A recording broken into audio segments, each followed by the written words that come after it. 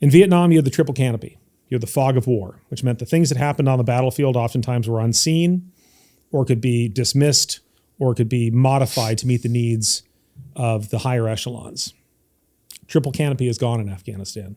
The fog of war is almost completely gone with ISR, everything being recorded, every tactical channel being recorded. There's lawyers literally in your ear. Yeah. Everyone is now ultimately responsible for what happens to the ground fighter. And that was one of the problems. You can't have an AAR in that environment. People have thin skins.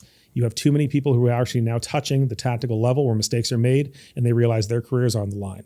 And you have elected officials whose jobs are on the line as well. Mm-hmm. So when you start talking about those rules of engagement causing an uptick in casualties, you saw the course correction to that. They realized that became a political liability. It's no longer civilians, it's U.S. service members. Now they understand the cost of American lives. And that's when they loosened the ROE. Mm-hmm. But it took a lot of incidences, not just mine.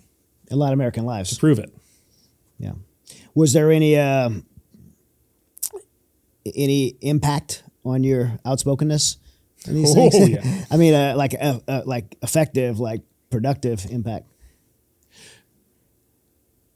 So personally, after that action, I was coming up on the end of my tour actually, and I volunteered to extend. I felt that the mission wasn't over, and I felt as though for me to leave at that exact moment would have not shown deference to the loss that we saw that day on that battlefield in terms of how much good had come from the overall mission itself. I wanted to capture those gains.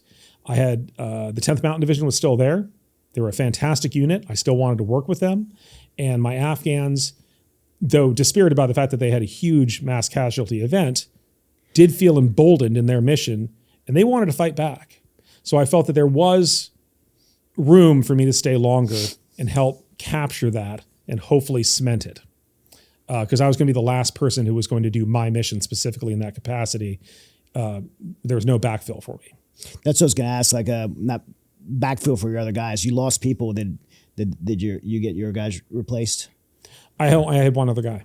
Right now it was just me. Oh, just you. Okay. The Afghans backfilled their loss, right? Their casualties.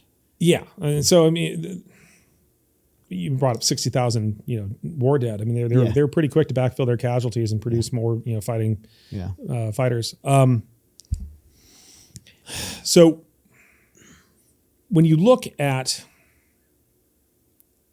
what came of that, for me personally, I realized and was told that I had definitely rubbed some people the wrong way. That there was definitely some hurt feelings, and they weren't all my responsibility. Department of Navy was still pretty angry with Department of Army. Department of Army didn't want to own it. Obviously, DOD has to come in. They have to adjudicate the situation. There's investigations. People start having hurt feelings, ruin careers, and of course, we love to assign blame in the military. Sure. So the question is always where we find blame. And unfortunately, we have this nasty tendency to find blame at the lowest level possible, which in this case is complicated by the fact that it's the upper levels that really bore most of the responsibility for what set the conditions for the failure. Yeah. So that doesn't make you a very popular person with those upper level individuals. So I ended up having to leave Afghanistan, and it wasn't so productive to my career. Well, let's before we go forward in that, let's go back on the battlefield. Many incidents of heroism and valor are like happen in a moment. People don't even think about what happens. They react by something that was either preconditioned to them or just who they are. This was drawn out. You're fighting for 7 hours. 7 hours total time. Yeah. 7 hours total. And but you're making decisions to get in vehicles and go in and get dead and wounded and putting yourself in harm's way. I mean, this is ultimately what you were awarded the Medal of Honor for. Was there a point to where did you feel like it was a decisive decision of why you were going to go forward? Who were you going to take with you? Were you putting other people at risk?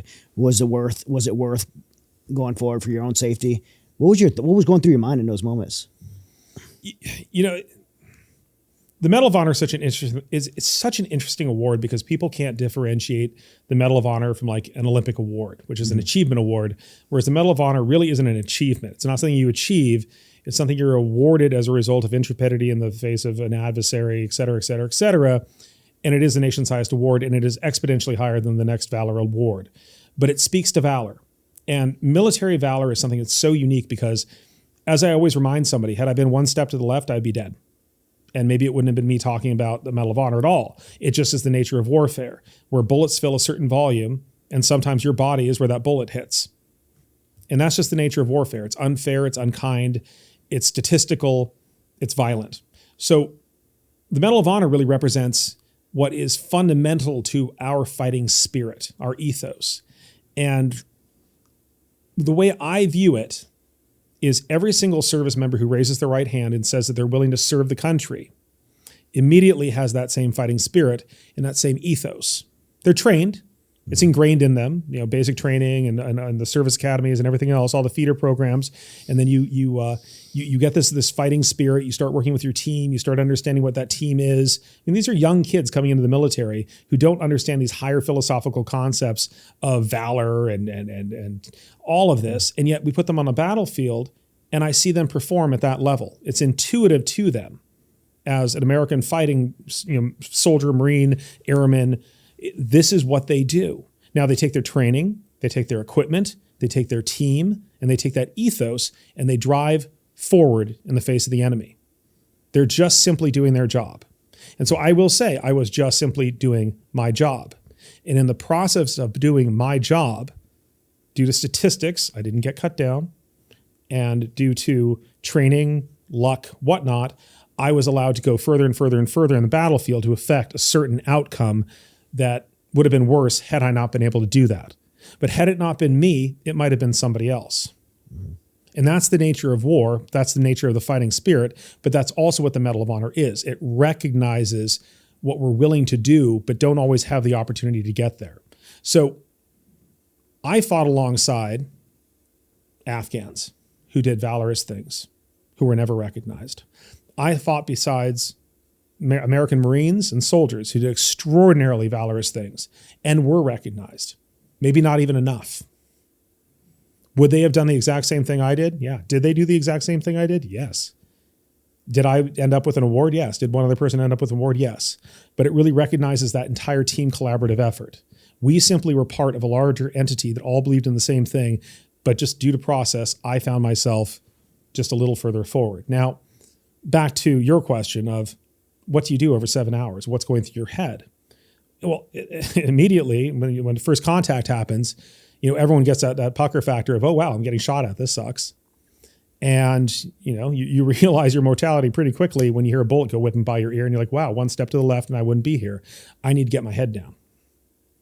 So it's this professional mitigation of fear and training.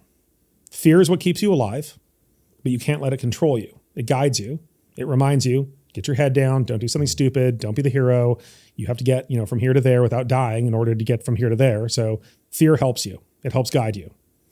But you also have to move through your fear and achieve your mission, understanding ultimately that what you're scared of may happen, but you still have to do your job. And literally driving down a road in an armored pickup truck, taking rounds through it, you don't have a lot of time to think about your mortality at that point. You have other people in the truck with you. You have an objective. You have enemy. You have friendlies. You have your mission. But you're weighing a lot of different things. Is this a good idea for me to be in this pickup truck driving down this road? Did I just become a bigger liability?